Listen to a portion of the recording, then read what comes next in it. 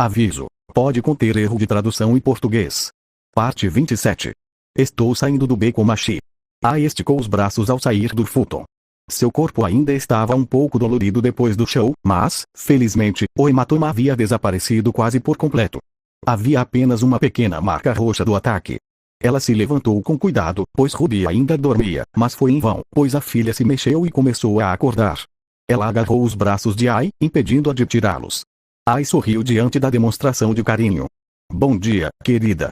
Ai sorriu para a filha, que tentava esfregar os olhos para afastar o sono. Bom dia, mamãe, disse Ruby com a voz cansada. Eu te amo, disse Ai, sentindo-se tonta por finalmente poder dizer aquelas palavras em voz alta sempre que quisesse.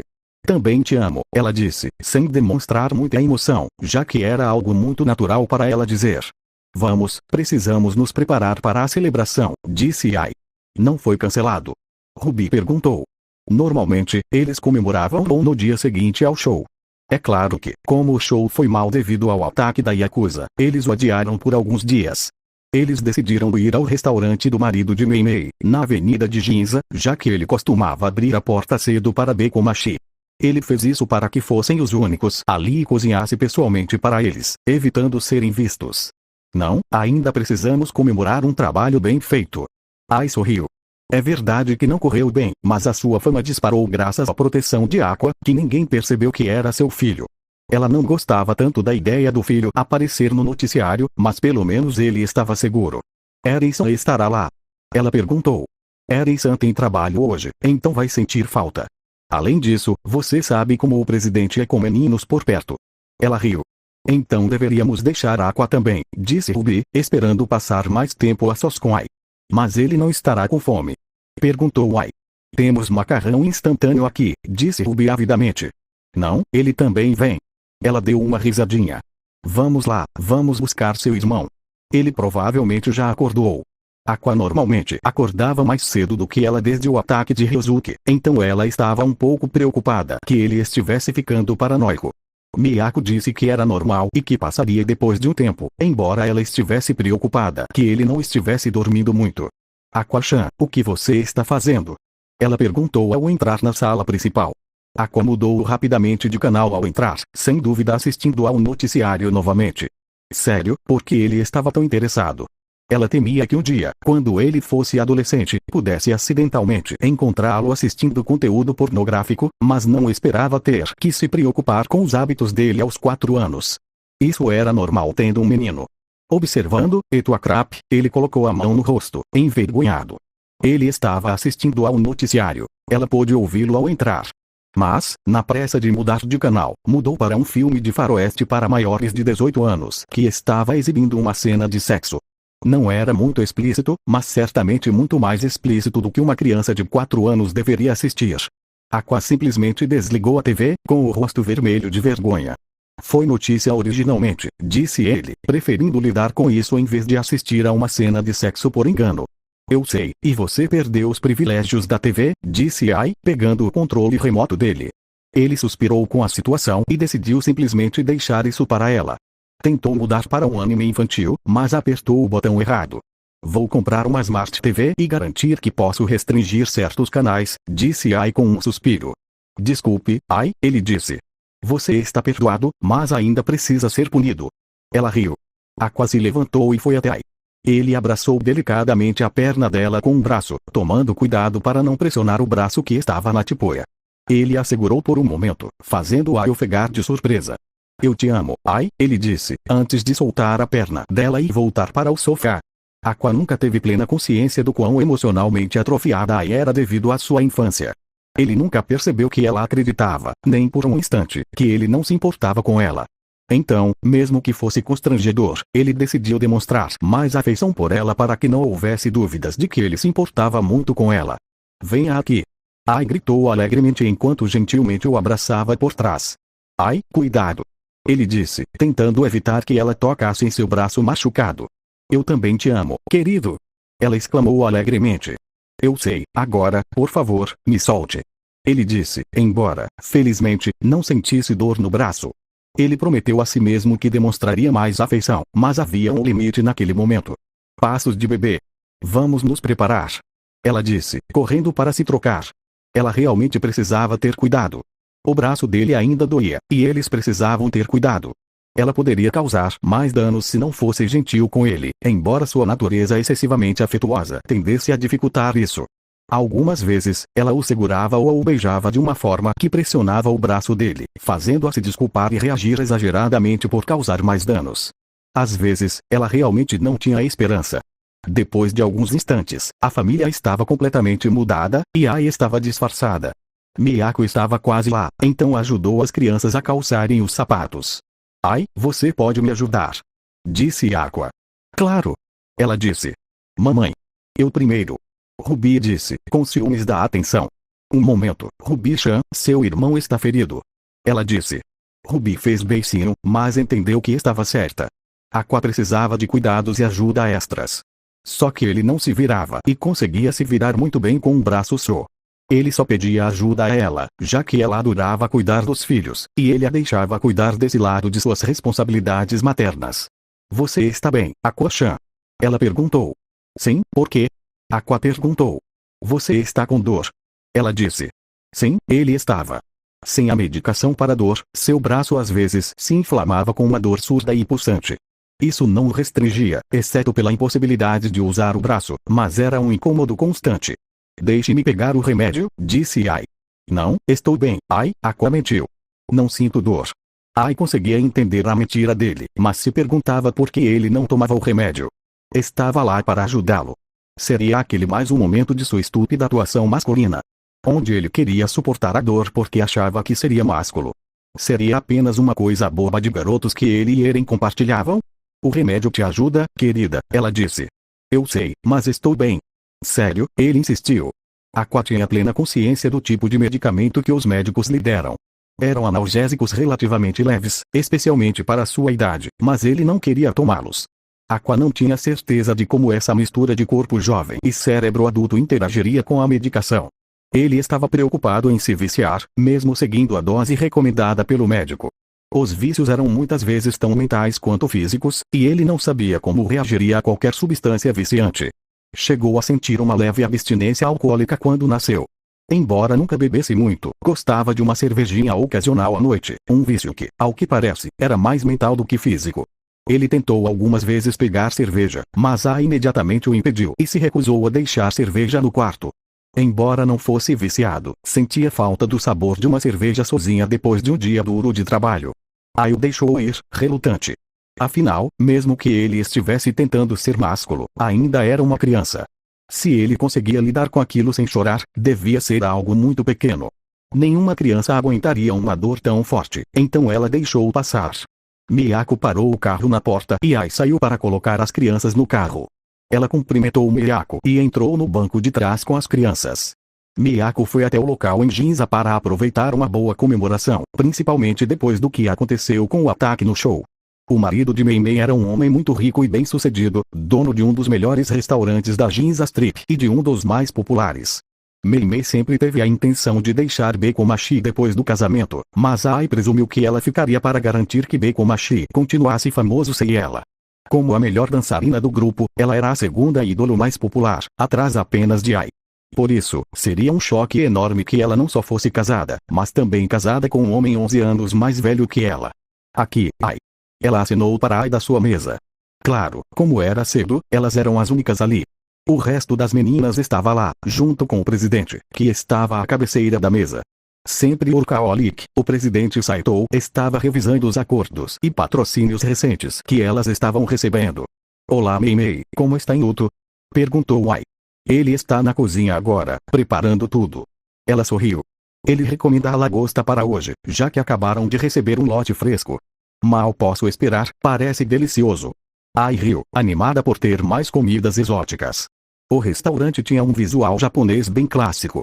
Havia uma grande quantidade de decorações tradicionais e armas e espadas de estilo antigo penduradas nas paredes.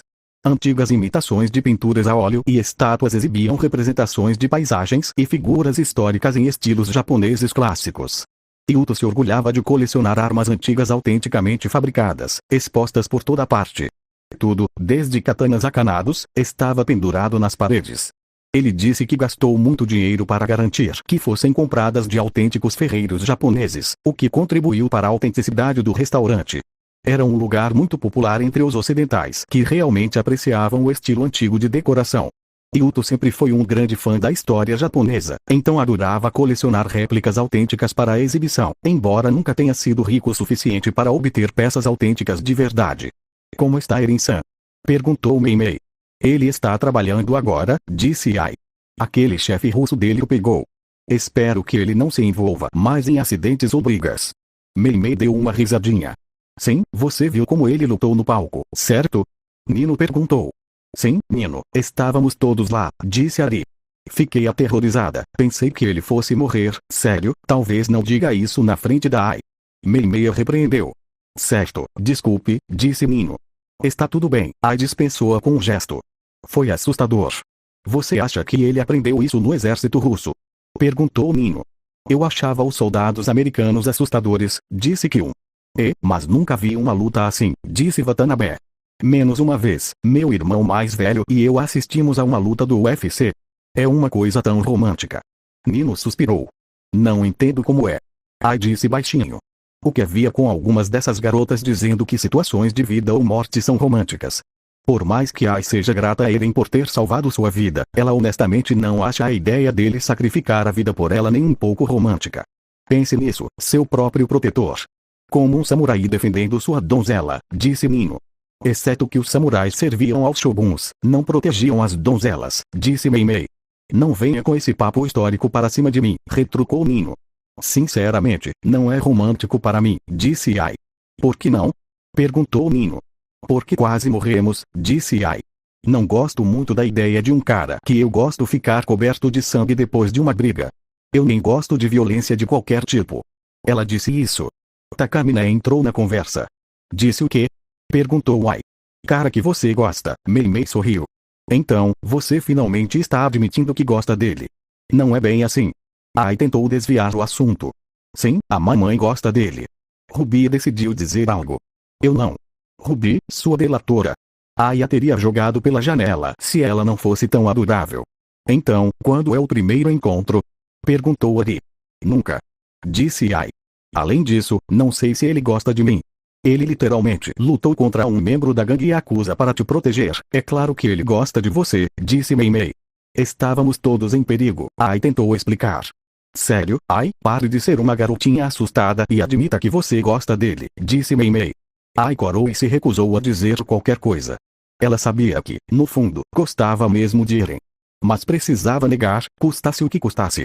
Afinal, e se ele não gostasse dela?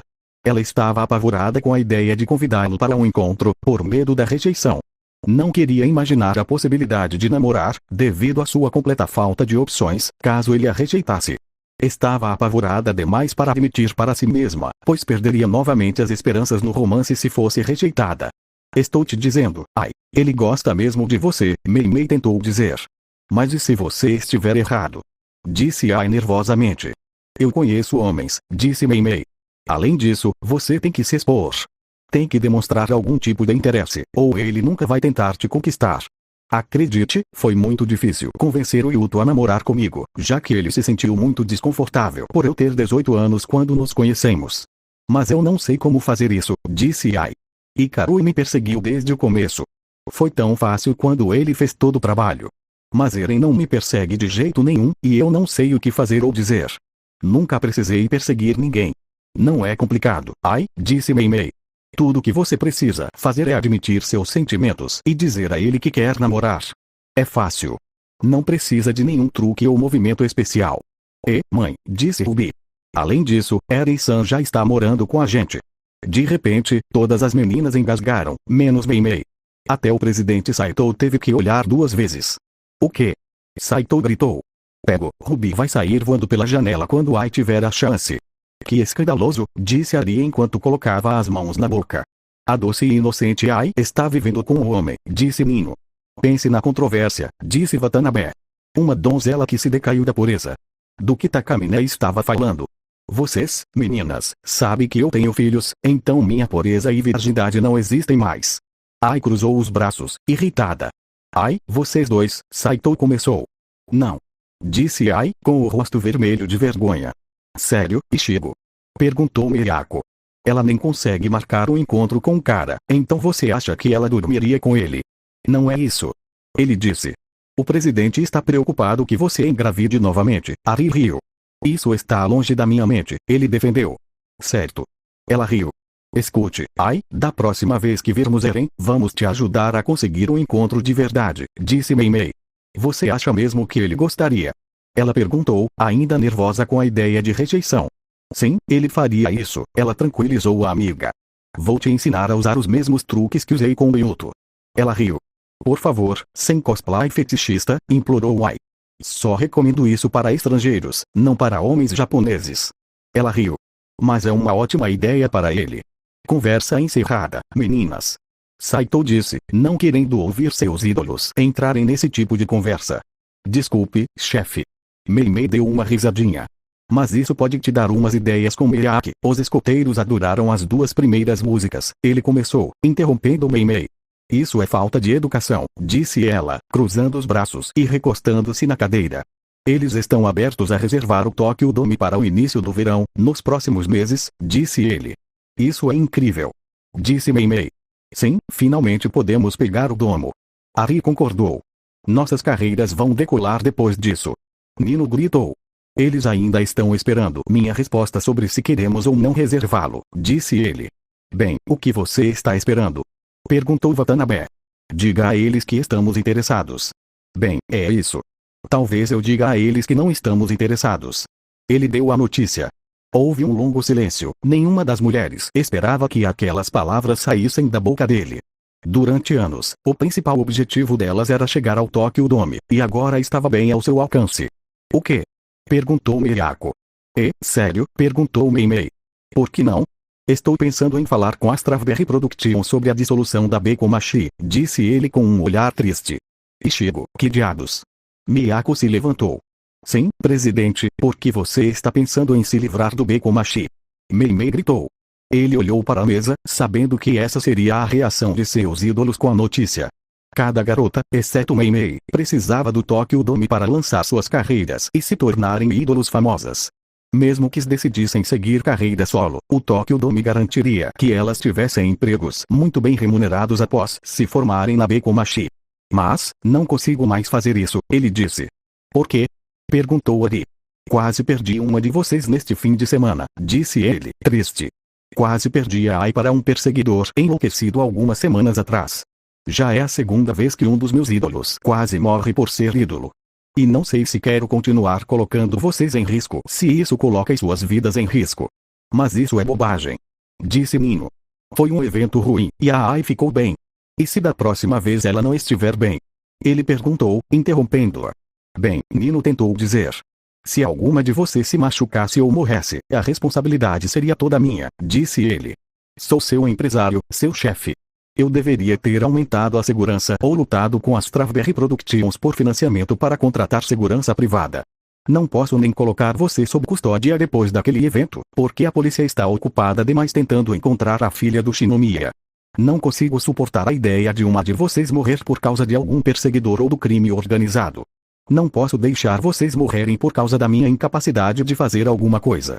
Então, acho que a melhor maneira de proteger vocês é largar o Bekomachi e garantir que façam algo que não as leve à morte. Houve um silêncio triste na sala. Saito estava muito arrasado por quase perder Ai 2 vezes. Embora nunca admitisse, ele se importava mais com Ai do que com as outras garotas. Não é exagero dizer que ele a amava, da mesma forma que um pai ama sua filha. Ele praticamente a criou. Ensinou-a a criar uma persona. A se exibir no palco e em entrevistas. Ensinou-a a dançar e garantiu que ela tivesse os melhores instrutores que a Strawberry Productions pudesse pagar. E agora, ele tinha que conviver com a ideia de que ela quase morrera 2 vezes porque ele não conseguia nenhuma proteção. E o pior era que ela fora salva nas 2 vezes por um homem que ele considerava suspeito e potencialmente violento. Por mais grato que fosse a Eren por salvar Ai, ele se preocupava com a possibilidade de Eren ser abusivo. Se fosse, não haveria nada que o impedisse de abusar física ou mentalmente de Ai. Talvez ele fosse injusto, e sabia disso. Mas Ai era basicamente sua filha, ele tinha que mantê-la segura e saudável. Ichigo, e o nosso sonho? Perguntou Miyako. Nosso sonho de encher o domo com bastões luminosos. De ficar lá enquanto nossos ídolos dançavam no palco ao som de milhares de pessoas. Sinto muito, Miyako-chan, disse ele. Não vale a pena perder a vida das meninas. Miyako entendeu, por mais difícil que fosse para ela dizer. Ela via Ai quase como uma irmã mais nova, mas também via os filhos de Ai como seus. Ela olhou para Aqua, cujo braço ainda estava na tipoia. Seu coração se partiu ao ver o vídeo dele sendo esfaqueado. Miyako não tinha dúvidas de que, se algo acontecesse com Ai, ela cuidaria das crianças com prazer, como se fossem suas. Elas eram preciosas demais para ela. Por favor, me perdoe, mas não aguento uma terceira vez, disse ele. Talvez não tenhamos tanta sorte na terceira vez. Acho que é um pouco injusto, presidente. Ai finalmente falou. O quê? Ele perguntou. Eu entendi o quão perigoso é ser um ídolo e aceitei isso. Todas nós aceitamos. Ela apontou para as meninas. Mas essa não é só uma decisão de vocês. É nossa também. Nós nos dedicamos tanto quanto vocês. Nos colocamos em risco porque é o que amamos fazer. Foi você quem me disse que mentir pode ser uma forma de amor em si. E posso dizer que amo esse trabalho. Gosto de dar amor às pessoas e recebê-lo delas. Mesmo que seja uma persona de ídolo falso. Adoro como nossa música inspira as pessoas e as deixa felizes. É algo que não quero abrir mão porque tenho medo. Acho que todos nós concordamos que podemos fazer isso. Podemos estar em perigo, mas não quero abrir mão daquilo que amo por sentir medo ou por sentir tanto perigo. Quero mostrar aos meus filhos que, mesmo quando é perigoso, nunca devemos desistir das coisas que amamos por medo do que pode acontecer. Então, eu quero que a gente continue. Quero chegar ao Tokyo Dome e realizar seus sonhos. Então, por favor, nos dê essa chance e não tire a decisão das nossas mãos. Saito a viu usando sua persona de ídolo. Aquela áurea fofa, inocente e pura de donzela irradiava dela. Ele não pôde deixar de se sentir confortado por sua aura. Era tão gentil, genuína e linda. No entanto, ele sempre conseguia perceber quando ela estava mentindo. Afinal, foi ele quem a ensinou. No entanto, isso era diferente. Ai não estava mentindo, ela estava sendo sincera. Ela estava usando seu papel de ídolo com ele, mas suas palavras não eram menos genuínas do que qualquer outra coisa. Ela realmente acreditava no que dizia e queria continuar, mesmo que fosse perigoso. Eu não quero. Ele suspirou. Por favor, presidente Saito, implorou Ai. Por favor, não nos tire a escolha. Agora que ele a observava, aquela não era exatamente a sua representação de ídolo, embora fosse parecida. Era a mesma representação que uma filha usaria com o pai quando quisesse alguma coisa. É assim que se parece a cara de um cachorrinho. Vamos tentar mais uma vez, ele cedeu. Mas não vou deixar isso acontecer uma terceira vez. As meninas comemoraram a notícia, felizes que Ai conseguiu convencê-lo a continuar. Nunca mais faça isso, disse Miyako, dando um suspiro de alívio. Sinto muito, disse Saito. Eu entendo, Ichigo, disse ela. Eu entendo que você esteja tentando protegê-las, mas essas garotas não são suas. Elas nem são mais garotas. São mulheres adultas e você precisa começar a tratá-las assim. Pare de me fazer parecer a velha Miyako-chan. Ele disse com um suspiro, percebendo que Ai e Miyako estavam certas. Ai sorriu ao ver como o casal conversava. Ela ficou feliz por eles poderem ajudar a acalmar as preocupações do presidente Saito. Ele é um bom homem, mas às vezes um pouco superprotetor. Agora, é assim que vamos pegar Eren, disse Meimei. Eles estão voltando para esse assunto. Eren, sente-se, disse Yoshida quando Eren entrou na sala, seguido por Sergei. Temos muito o que discutir. Eren sentou-se. Ele estava em um grande spa, na área de relaxamento para VIPs. Havia um belo conjunto de sofás e mesas no centro da sala, com chá e petiscos para os hóspedes. A decoração geral da área tinha um toque bem oriental, com estátuas douradas de dragões e tigres. Claro, disse Eren, sentando-se. Yoshida estava vestido com um hobby de aparência caríssima, sentado no sofá, recebendo uma massagem de uma bela mulher usando como Azumabito chamava. Um kimono ou um yukata? Ele não sabia, mas era simples e provavelmente escolhido para ser fácil de tirar. A guerra pode ser ruim para a alma e para o corpo. Você precisa descansar depois de uma luta, disse Yoshida. Você não concorda, Sergei? Perguntou ele. Claro, concordou Sergei. O calor de uma mulher é importante depois de uma briga. Que tal você se divertir, Eren? Disse Yoshida, gesticulando para que algumas garotas jovens e bonitas, mais ou menos da idade de Eren, caminhassem até ele com a cabeça baixa em sinal de respeito. Não estou interessado, disse Eren, dispensando as mulheres com um aceno. As mulheres se voltaram para Yoshida, incapazes de entender inglês e buscando esclarecimentos. Yoshida disse algo em japonês, e as meninas deixaram Eren em paz. Se ele não estivesse com Ai, eu diria que ele não gostava de mulheres. Yoshida riu. Eren ainda é jovem, Sergei riu. Dê tempo a ele para aprender o calor de uma mulher. Esta geração é diferente, ele deveria ser mais versado em mulheres do que o nosso Sergei, disse ele, divertido com a situação. Normalmente não misturo trabalho e prazer, disse Eren. Você está preocupado com a Ai? Ela nunca vai saber. Além disso, se ela descobrisse, te deixaria por mais do que apenas um pouco de diversão. Yoshida provocou. Não me importo que você fique tirando sarro de mim, disse Eren. Diga o que quiser e vamos acabar logo com isso. Um homem de ação, então, eu respeito isso, disse Yoshida. Precisamos considerar o que fazer agora que sabemos que os Nakanuka estão esperando nosso ataque. O rato deve ter passado informações para eles. Ele sabe que estamos planejando atacar um restaurante, disse Eren. Estamos cientes, disse Yoshida. Então, qual será meu novo papel? Perguntou Eren. Nada vai mudar, disse Yoshida. Sério, considerando que o ataque a Ginza provavelmente será uma armadilha, disse Eren. Mesmo que seja, e daí? Perguntou Yoshida. Tenho homens indo para as ruas naquele dia. Ele terá talvez 100, talvez 2. Ele não terá a mínima chance de nos vencer, mesmo que eles saibam. O que lhe dá certeza de que a liderança deles estará lá? Perguntou Eren. Sei que a liderança dele não vai mudar, mas ele vai. Você despertou o interesse dele. Quem é ele exatamente? Perguntou Eren, esperando aprender mais sobre o inimigo. A princípio, Eren não se importou muito com quem ele era, já que, para ele, era apenas mais um. Mas, após os eventos recentes, Eren percebeu que aquele homem era muito mais perigoso do que ele pensava inicialmente.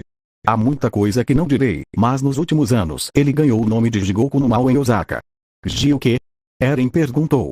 Traduz-se aproximadamente como Rei Demônio do Inferno, disse Yoshida. Ele era uma criança pobre que cresceu nas ruas de Tóquio. A mãe dele era prostituta na zona da Luz Vermelha, então você pode imaginar como ele ficou chateado. Mal se juntou ao meu grupo quando era adolescente, mas decidiu expandir e fundou seu próprio grupo. Desde então, Mal pretende voltar para Tóquio. Então, ele era um dos seus homens? Perguntou Eren. Sim, anos atrás. Mas ele mudou. Ele provavelmente era um dos meus melhores executores na época. Ele apostava em si mesmo nas lutas e sempre vencia. No entanto, ele era violento e muitas vezes difícil de controlar. Ele sempre se entregava aos trabalhos mais difíceis por causa da emoção que isso lhe dava. Então, ele só está interessado nessa guerra pela emoção? Perguntou Eren. Não tenho dúvidas de que Mal está simplesmente querendo lutar por lutar. Esta pequena guerra acabará em breve, já que ele não tem grandes planos além de uma boa luta.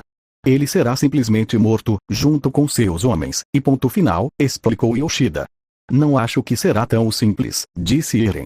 Você é um soldado, ainda não um criminoso. As coisas funcionam de forma diferente aqui, afirmou Yoshida, mas Eren duvidava disso. Acredite no que quiser, Yoshida, disse Eren. Há uma última coisa que precisamos discutir, especificamente sobre Ai, começou Yoshida. Vai em frente. Eren disse com os olhos semicerrados, sabendo o que Yoshida ia dizer. O ataque no concerto trouxe alguns dilemas à minha atenção, como onde devo alocar recursos. Deixe-me interromper, disse Eren. Ah?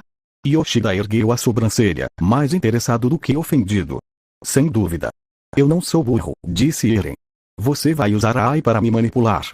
Apesar dos seus milhares de seguidores, aparentemente proteger uma garota será demais para protegê-la e lutar uma guerra. É esse o seu dilema? Sim, era isso que eu ia dizer. Ele riu. Apesar de todos esses recursos, aparentemente não dá para lidar com algumas centenas de caras, zombou Eren. Você não pode usar recursos para proteger alguém próximo a um freelancer, mas os usaria com prazer para proteger um tenente. Então, se eu quiser continuar protegendo a Ai, você quer que eu aceite a promoção e me torne oficialmente um membro da sua gangue? Ah, Sergei, Yoshida riu. Eu sabia que o menino era inteligente. Uma criança desrespeitosa, mas ele vai crescer. E daí? Perguntou Eren. Acho que não vou tentar mentir e ser honesto, disse Yoshida. Sim, a Ai vai ser usada contra você. Se vou usar recursos para proteger os seus, é melhor usar suas habilidades para me ajudar. E se você me reprovar ou não aceitar promoções, tudo o que preciso fazer é retirar a proteção dela. Eu sei, Eren lançou um olhar furioso. Mas não se esqueça da Yoshida. Se alguma coisa acontecer com ela, não haverá nada que me impeça de matar você. A personalidade alegre de Yoshida mudou para uma mais ameaçadora.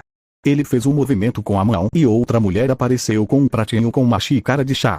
Ela se ajoelhou diante de Yoshida e o entregou a ele, que o pegou e bebeu. Normalmente, se um dos meus homens me ameaçasse, eu pegaria o dedo dele como punição, disse Yoshida. Entenda, a única razão pela qual estou permitindo seu desrespeito é porque você é mais útil para mim saudável do que ferido. Mas não me pressione, garoto. Não me faça ter que lhe dar disciplina. Perdoarei seus insultos, mas não tolerarei ameaças. E eu não vou tolerar que a AI seja usada contra mim, disse Eren. Contanto que você não me oponha, eu não vou opor você, Yoshida. Eren mentiu, sabendo que estava prestes a resgatar Kaguya. Não presuma saber o que eu sou e o que não estou disposto a fazer, Eren, disse Yoshida. E não presuma o mesmo. Eren se inclinou para a frente. Você acha que seu grupinho me assusta? Eu lutei contra nações como Yoshida. Lutei contra monstros que você nem imagina. Participei de um golpe e liderei um eu mesmo. Coloquei nações de joelhos e ganhei o título de demônio do paraíso. A montanha de cadáveres atrás de mim é maior do que você imagina. Então, não ouse me dar um motivo para mostrar quem eu era. Yoshida sabia que Eren estava mentindo.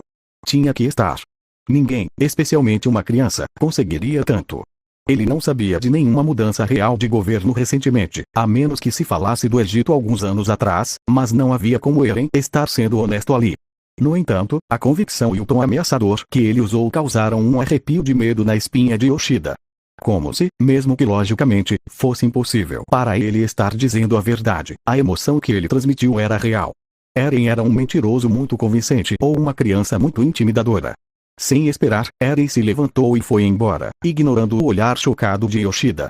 Ele se virou e saiu pela porta, seguido por Sergei. Eren teve sorte que nenhum dos seus homens estava na sala, caso contrário ele seria forçado a mostrar algum tipo de disciplina a Eren, mas por que ele não mostrou isso agora por princípio? Fim da parte 27.